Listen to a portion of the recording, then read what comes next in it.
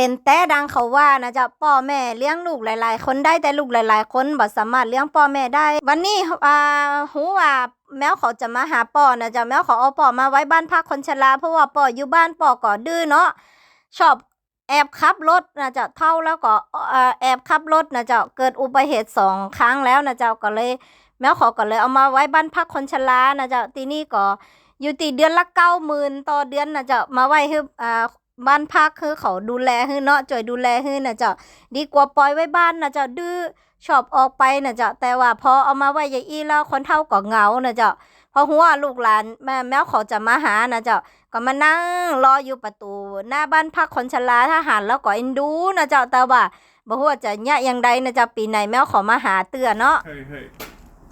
One more picture. Nej, not picture, video. Video. Okej. Eller.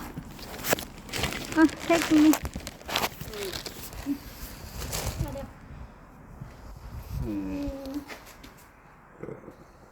Moi. Ja.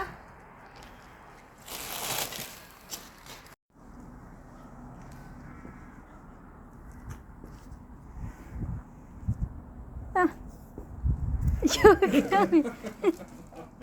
Me mennään. Koita pärjää. Tsemppiä.